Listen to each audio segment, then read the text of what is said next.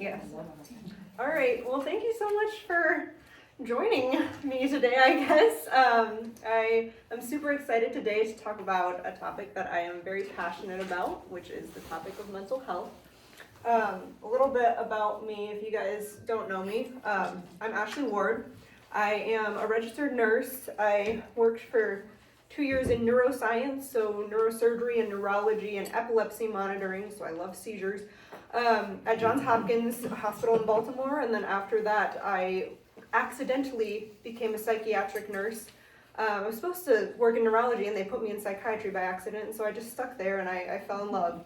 So I've been a psychiatric nurse for 5 years now, and I currently work at Wellfound Behavioral Health in Tacoma at the Psychiatric Hospital, and before that I was at Harborview Medical Center in Seattle for 6 months. So yeah, and then you guys have probably met my husband. He's probably the tallest guy in the ward. He's 6'7". I'm 5'2", so I'm a foot and a half shorter than him, but so let's talk a little bit about mental health in general, and we're going to look at some statistics. So in the United States, 1 in 5 adults experience mental illness of some form. 1 in 20 experience very serious mental illness. And 17% of youth, age 6 to 17, experience mental health disorders. And you can kind of see like the 12-month prevalence of any mental illness. It's really high among the LGBTQ population, and for some reason, I've seen this so many places, it's higher among people of mixed races, which is me, so I don't know. But yeah, and then you'll see anxiety disorders are probably the most common in the United States, followed by depression, and then co-occurring substance use and mental illness, and then a range of other things as well. When we look at adults specifically, we see, unfortunately, females are a little bit higher in mental illness than males. The big group right now is 18 to 25-year-olds, so a lot of young adults are experiencing pretty profound mental illness, and then that sort of decreases, although I will say suicide rates in the elderly are still very, very high. Among races, again, 2 or more races for some reason. I don't know why, but yeah. When we look at teenagers, on the other hand, females are still a little bit higher, and you'll see 17 to 18-year-olds, like this is the percentage of lifetime prevalence of mental health disorders among adolescents. So basically, anyone the age of 17 to 18, around 56% have ever experienced mental illness in any form, which is higher than half of adolescents, which is pretty crazy. This is from 2001 to 2004, so I wouldn't be surprised if that has increased. And then we see trends. I mean, this is only up till 2018, but you can see those who experience mental depressive episodes have definitely increased, and thankfully treatment has too. And when we look at statistics from 1990, for example, number of depression cases worldwide were 172 million, whereas in 2017 it was 258 million. So that's an increase of around 50% from 1990 to 2017. And I'm sure it's just going up, unfortunately. So it's interesting because it has specifically increased in regions with high sociodemographic indexes, so high income, like North America. So I'm going to tell you a story. When I first became a psychiatric nurse, I was in Boston, lots of universities there, lots of high sociodemographic people, as well as just very diverse. And I started noticing in the few months that I was working there trends in the types of people that would come in. I worked in inpatient psychiatry in the hospital, which is a lockdown unit, so it's for people who are a danger to themselves or other people because of self-harm, suicidal thoughts, or homicidal ideation, stuff like that. And I noticed that there was a large influx of students, college students, at the same time every year. And that was the beginning of the semester, midterms, and finals week. And I was like, interesting, because I guess those are very stressful times. The freshmen get to college, they have to adult on their own, they don't know how to do it, they don't know what they're doing, and they freak out a little bit. And then midterms come, and they don't have their parents there to comfort them, they don't have the same coping skills, and they're trying to do everything on their own, and it's hard.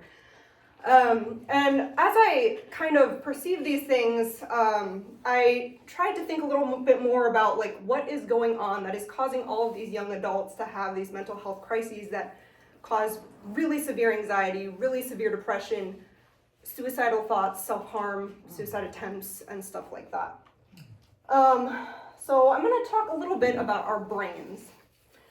So our brains have a lot of different chemicals and neurotransmitters, and some of the most common ones that are known as the happy neurotransmitters would be things like oxytocin, which is also known as a love chemical. That's what you get from cuddling or physical touch or socializing, petting animals. Serotonin is more of a calming one. It's from sun exposure, nature walks, mindfulness.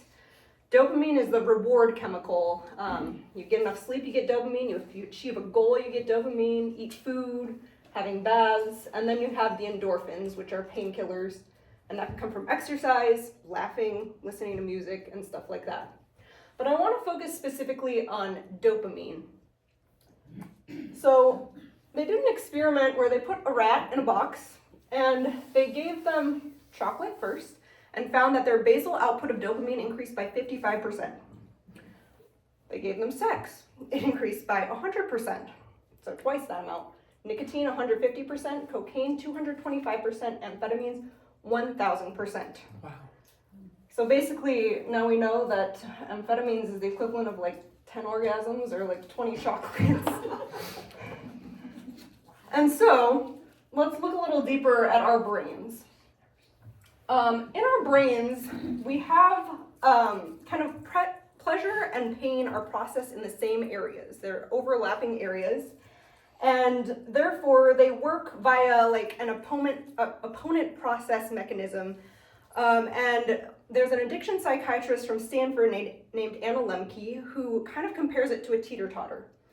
And she says, in this day and age, we have a lot of access to dopamine, whether that's in the form of chocolate, a lot of social media, scrolling, reels, and all this dopamine, pornography, gaming, shopping. We have a lot of access to it, way more than the cavemen did or the pioneers did and stuff like that.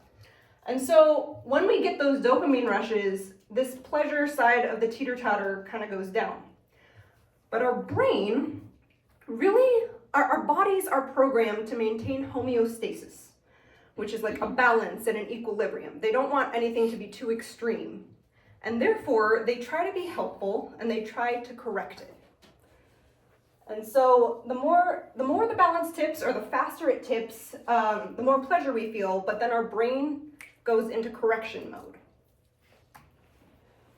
So like I said, our bodies want to maintain this homeostasis.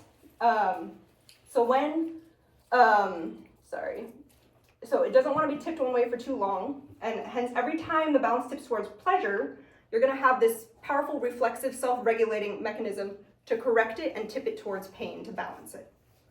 So Anna Lembke in her book compares it to like your brain has a bunch of tiny metaphorical gremlins, and they're going to jump on the pain side. So she talks about this thing called the opponent process theory, where any prolonged or repeated departure from neutrality has a cost, and that cost is an after reaction that is opposite in value to the stimulus, or basically what goes up must come down. So all of these gremlins are going to try to tip it the opposite direction into pain, and every pleasure exacts a price, and the pain that follows is going to be somewhat longer lasting, because unfortunately the dopamine we get doesn't last long, whether that's on social media, whether that's pornography. It's very instant gratification and it doesn't last. But our brain is trying to correct so hard that lasts longer than the instant gratification and dopamine we get. So basically, our brains get to this place where all the gremlins are camped out on the pain side because we keep trying to push the pleasure. And we get what's called neuroadaptation, because we have this repeated exposure to the same similar pleasure stimulus, and the initial deviation gets weaker with time as we continue to push the same type of pleasure thing, and then the after response on the side of pain gets stronger. And that makes us more tolerant. So we see that with drugs, when people are taking a ton of opioids or something, And after a while, the same dose of opioid doesn't work for them anymore, and they need to go higher in order to feel that same pleasure or relief. So we will need more of this substance, whether that's drugs or social media or pornography, to feel pleasure or experience less pleasure at a given dose. And Anna Lembke kind of talks about how we are a cactus in a rainforest here. We're in this world, and as humans, we were not programmed to be exposed to so much pleasure. That was not how we were programmed. And so we're in a cactus, and all the dopamines come in, and we are programmed for an arid environment like a cactus. And therefore, that causes us some issues. And so, basically, prolonged consumption of these high dopamine substances eventually leads to dopamine deficit because our body is so used to that dopamine, it becomes the normal. And therefore, when we don't have it, we're gonna experience probably depression or anxiety and stuff like that. So how do we overcome this?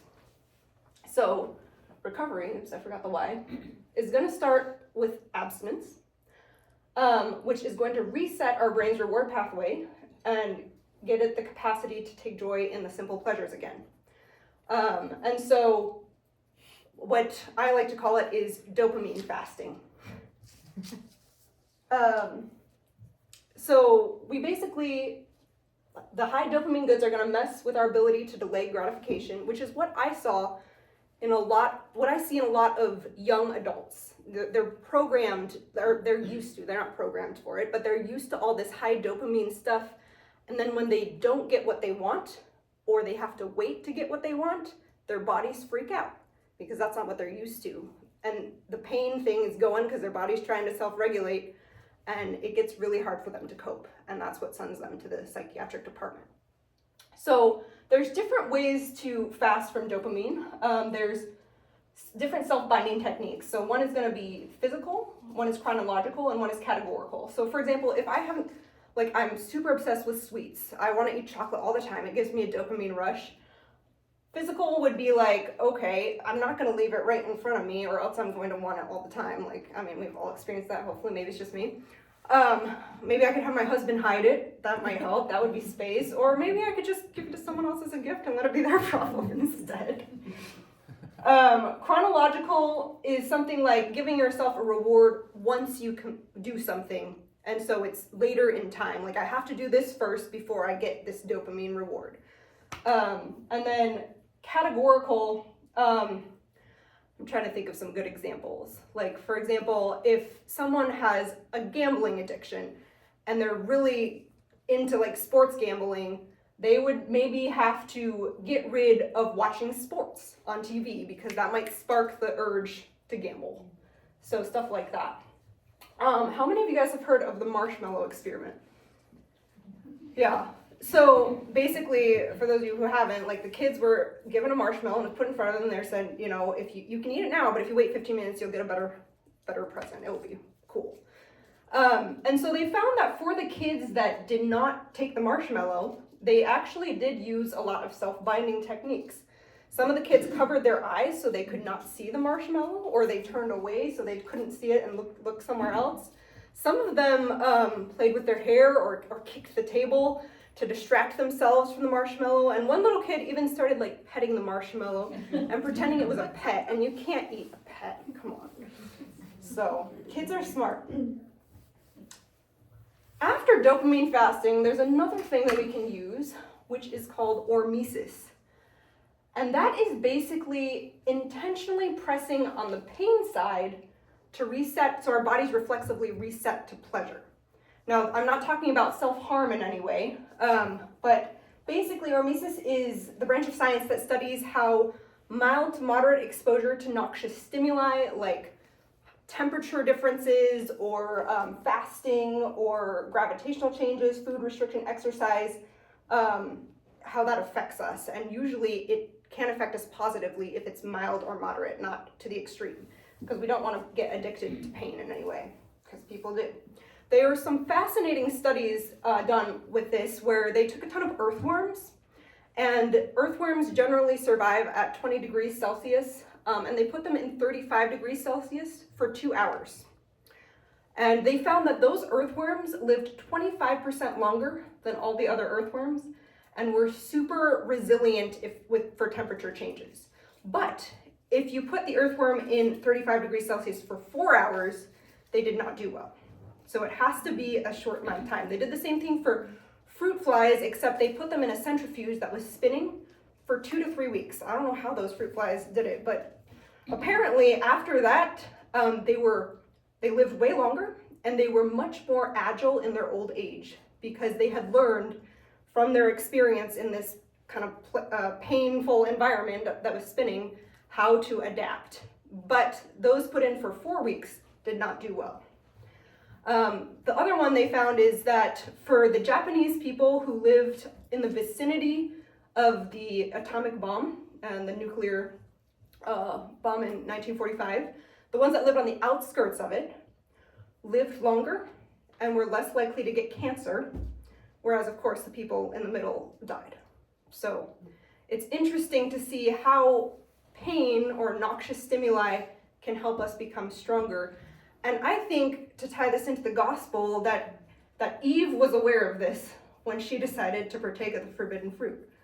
She knew that God's plan was a plan of happiness and that we would not be able to achieve the epitome of happiness without experiencing pain, because per the science and laws of hormesis, a little bit of exposure to pain will help us experience more pleasure. So like I said, there are many different ways we can do this. Some people do ice baths. Has anybody ever done an ice bath? How was it? Awful. Really? I love it. Really? Yeah. Okay. I did one the other day and it was very painful in the moment. Yeah, I don't think I lasted 30 seconds and I just jumped out. But afterwards it was kind of this weird relief, this feeling of like being unburdened and free. I don't know if anybody else has a similar experience.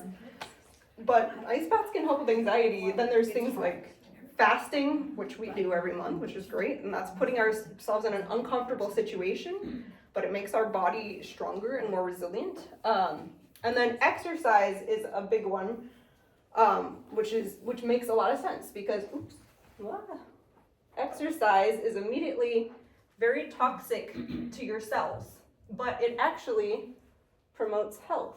Ooh, I don't know what happened. Did it? I was there for a second. Yeah.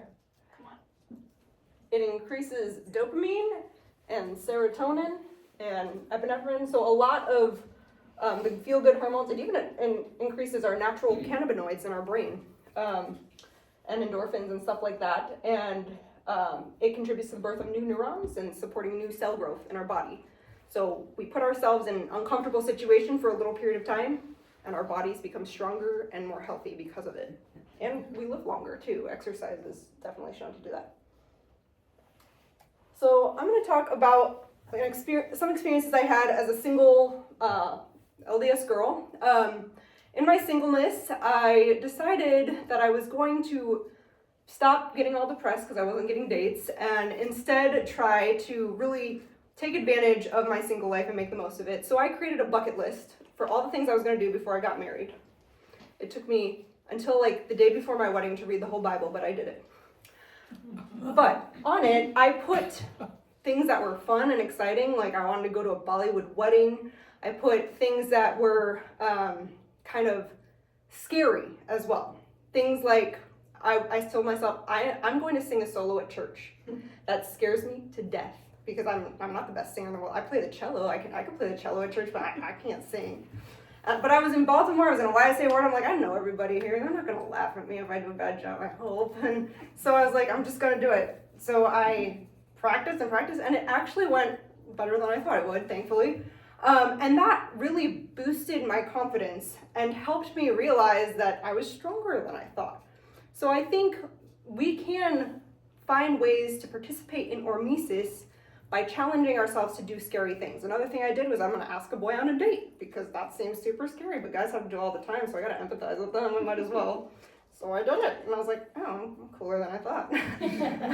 So I want you to think about the things in your lives that you kind of want to do, but that freak you out. And I want you to write it down. Oh. Write down something that freaks you out that you've been wanting to do. And I want you to commit to do it.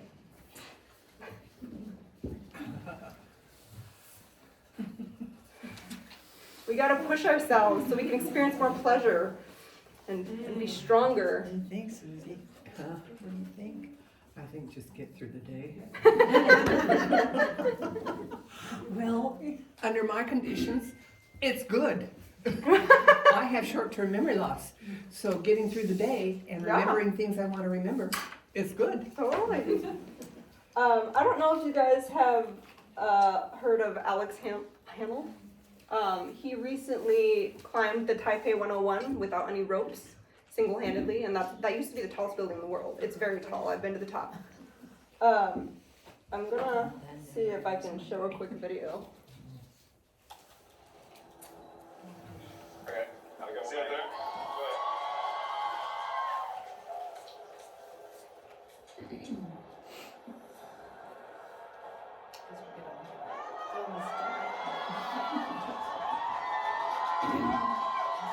There's a whole Netflix show on it if you want to watch it.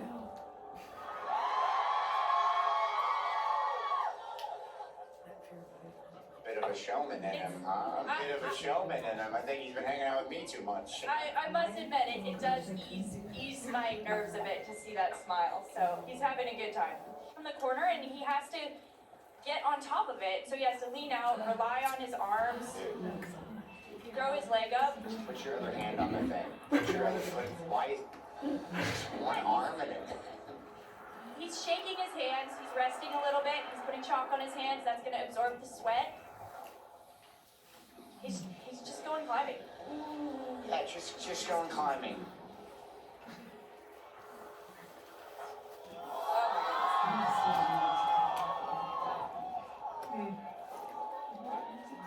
That's amazing. Can you just take a step back? You're making me nervous, man. Can you just like? Oh, yeah, Can you just say yeah?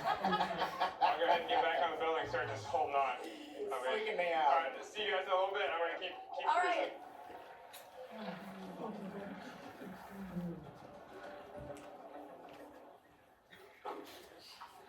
I was going to go back down.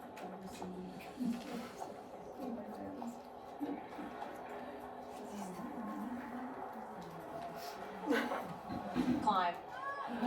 Yeah, I mean, I know Mark was excited being up there. Oh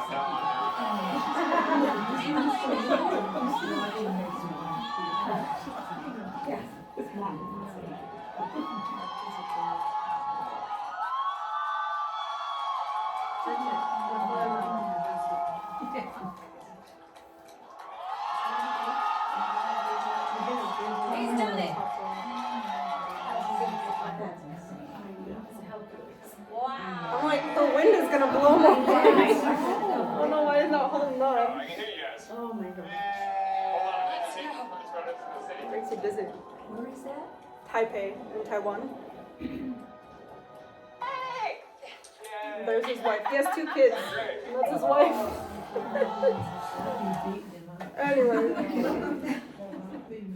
Anyway, so before he did this, he climbed, I think it was in Patagonia potentially, El Capitan, which is really high, and he climbed it single-handedly as well. There's a whole documentary about it. But, you know, he was saying, people are asking, maybe he was born without an innate fear, or maybe, and he said, no, I don't think so. He's like, I've done so much of this, I've worked on my climbing skills so much that my comfort zone is really large, and so these things I'm doing look outrageous to other people, but for me, they seem really normal. And so that's what happens when we participate in a little bit of hormesis and expand our comfort zones and develop confidence in our ability to do things that were scary because they won't be as scary next time. It's kind of exposure therapy.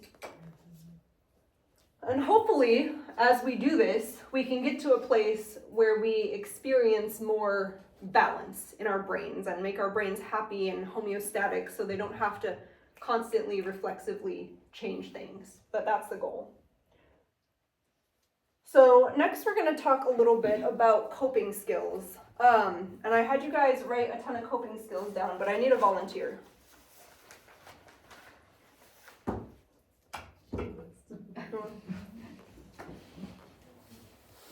Yeah, this one. I'm going to give you this can of soda. I'm gonna have you stand on that side. So you guys wrote down coping skills and things that make you stressed. And I guess coping skills are the things that relieve stress, in case you aren't aware. So we're gonna talk a little bit about the things that make you stressed first. So a lot of people made some lists. So let's see. What is your name? Riley. Okay. We'll say Riley, I mean, these don't all apply to you, but we'll pretend. Riley got up in the morning and she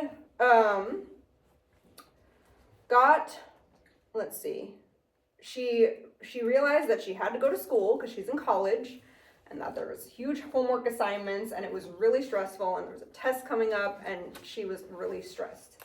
So I want you to shake the can. Okay.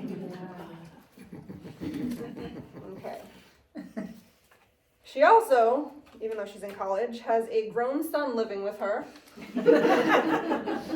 which causes stress every once in a while. So shake the can. And she is also trying to find some work-home balance, but it's really difficult to juggle and navigate. Shake the can. Okay. She is also working, and working is very stressful, and so she has to shake the can for that as well, because she has this big test coming up and work. And then she opens up the news, and horrible stuff is going on, and it just makes her that much more stressed. Okay. And then on Sunday, she has to go to 9 a.m. church, and that is stressful because she was hoping to get a little more sleep. And, you know, she's worried about her kid's future, and that makes her stressed as well, and her parents' health and finances, and just stress. If I asked you to open the can right now, what would you do? Go outside. Open it over the grass. Okay. Well, let's redo this. Okay. So, you get up, and you realize you only got 4 hours of sleep last night, and you're really stressed. So I'm going to have you shake the can. Go on. Now, to cope with this, you decide that you are going to exercise a little bit and do some more Mises. So I want you to tap the top of the can repeatedly. Good. Okay. Next, you have a friendship that's been a little bit stressful. Your friend's just really needy and not really giving back, and so shake the can. But you decide to talk with another friend who's a little more supportive, and that helps a little bit, so tap. Okay. Then you're getting some family members who are annoying and they want so much from you, so you're gonna shake the can. And being a wife is hard, so you're gonna shake the can a little more. But you decide you're gonna journal today. So you tap, you're gonna make some to-do lists, tap, organize your day. All right. Then you are actually, even though you're in college, you're also applying for graduate school. And so you're gonna shake the can. And then you decide you're gonna go to the temple because that will help. So tap, do some meditation, tap, tap, tap, tap, tap. Perfect. Now, I'm gonna have you open the can, but put that underneath just in case we need it.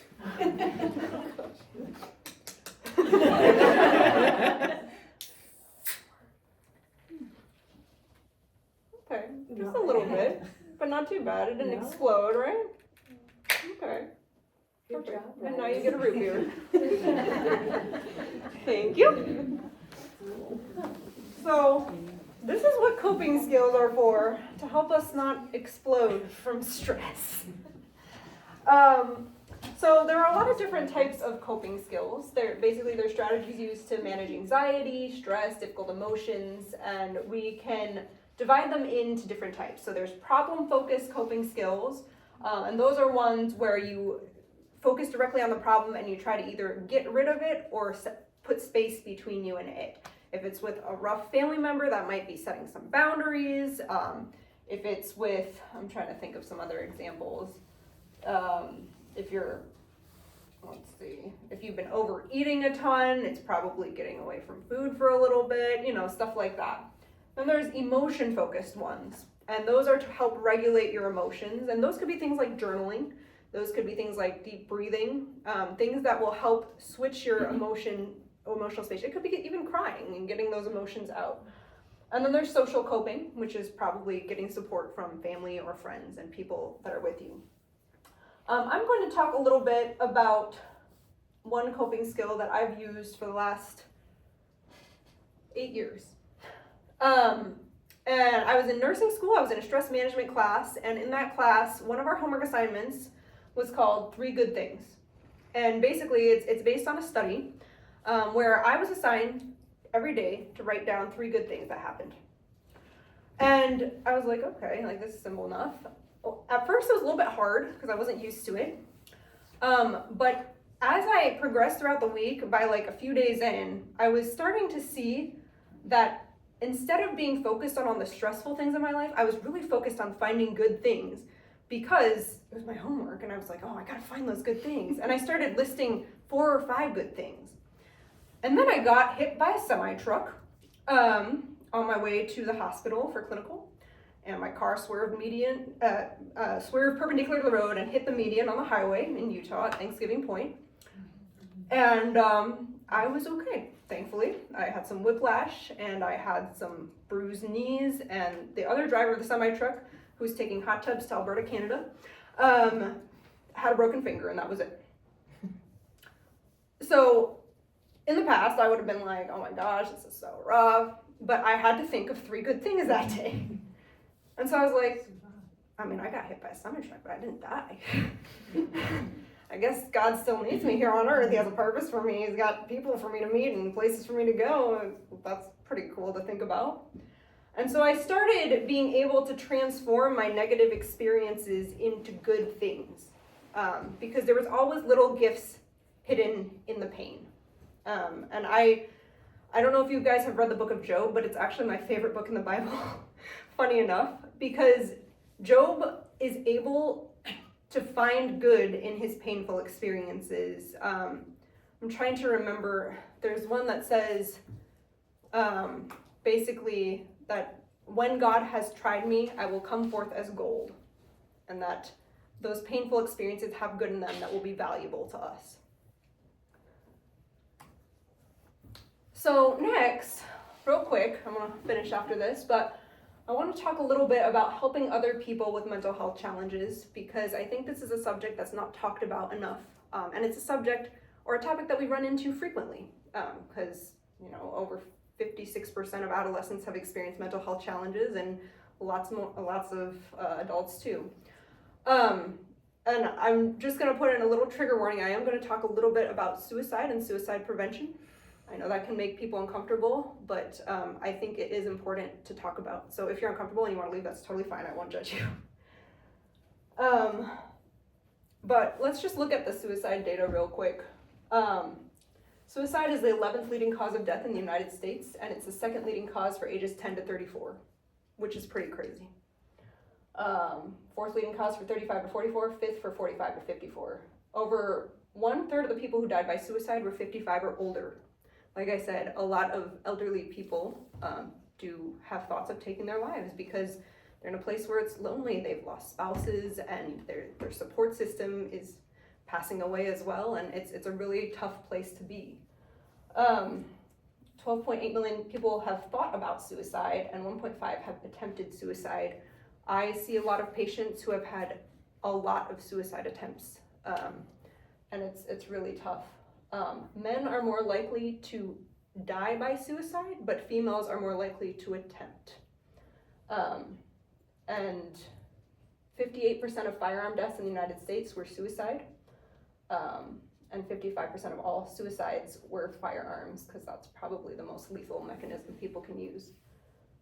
Veterans have a very high rate of suicide, same with the LGBTQ community. And 90% of people who die by suicide have a diagnosable mental health condition. So it's a very important topic despite being very sad. So I want to talk about how we respond when we think that someone in our lives may be depressed and having thoughts of self-harm. And this is something that I learned in nursing school, and I've used it multiple times in my life. So the first thing is to ask the question. And I know it can feel very awkward at times, but it is important and it shows love and care. And I've asked this question so many times, even with my roommates and friends who are joking, and they're like, oh, I'm studying for this final exam and I just want to die, or I just want to kill myself. You know, people joke about stuff like that and they're not serious. But whenever someone says anything that triggers that, I'm like, hey, because I love you, I have to ask, are you by any chance having any thoughts of hurting yourself or killing yourself? And usually they say no. Usually they're like, no, I promise, I was just joking. But sometimes they do say yes. If they say yes, the follow-up question is, do you have a plan? Because that will help you gauge how serious they are about this and how acute this issue is going to be, if they need to go to a hospital or not. If they do have a plan, you have to ask them if they have the means to do that as well. And if they have a plan, I would not want them to be by themselves. So that is when, right here. That is when you need to go to persuade. And ask them, well, I'm sorry that you're having these thoughts, but can you promise me you're not going to hurt yourself? If the answer is yes, then you know, okay, you're in an okay space. They probably need help, but maybe it's not as serious as it could be. If they cannot do that, the follow-up question would be, can you promise me you're not going to hurt yourself this month? The answer is no, this week. The answer is no, today.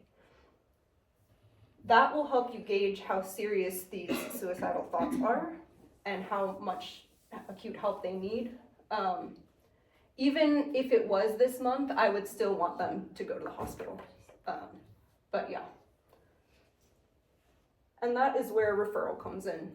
So basically, if they're having suicidal thoughts and they have a plan, make sure you refer them to someone who can ensure their safety. For me personally, I have had my friends come live with me for months, so that I can ensure they're safe, even though they might not have a plan. I want to make sure that they are safe. And that also plays into the only type of good shame I've ever heard of in this world, because usually I'm like, shame is of the devil. Guilt might be healthy, but shame is horrible. And that is pro-social shame, which is kind of an example of that would be in Alcoholics Anonymous. People have to get up every time and say, you know, I'm so-and-so, I'm an alcoholic and I've been sober since what day? And so there's this pro-social shame that's like, okay, well the next time I go to Alcoholics Anonymous, I'm gonna have to tell everybody when the last time I drank was, and so that's why I'm not gonna drink. So having my friend with me played a little bit into this pro-social shame where she wasn't going to hurt herself because she knew she was living with me, and if something happened, I was going to freak out and it would hurt me a lot. But if you do not have the capacity to do something like that, there's the suicide hotline, which is 988, and obviously you can also take someone to the emergency room. A lot of hospitals do have psychiatric units, but if not, they can refer you to psychiatric hospitals that can take you in as well. But something important to know is that if someone is not an actual danger to themselves or to other people, a psychiatric unit might not accept them. So it really depends on the extremity of the suicidal thoughts. Sorry, that was a little somber, but I think it is very important to know because we bump into this more often than we think. But yeah, so just to summarize, in a world that's so abundant with dopamine, we need to be mindful of what we consume, because as we relentlessly pursue pleasure and avoid pain, it might lead to more pain. We should engage in healthy and appropriate dopamine fasting and hormesis and use coping skills as needed so we don't blow up. We can use 3 good things to find more happiness in the world today. And just remember, if you come across people who may be depressed or anxious and potentially having thoughts of hurting themselves, to question, persuade, and refer. a lot of this information, if you want to listen to an intriguing podcast, the Hidden Brain podcast has 2 episodes that are interviewing Anna Lembke, who wrote the book Dopamine Nation. And she actually talks about a very interesting addiction she had, personally, to Twilight, the vampire romance novels. So I highly recommend it, but yeah, and that's the book that a lot of those images of teeter-totters came out of. So thank you so much for listening today.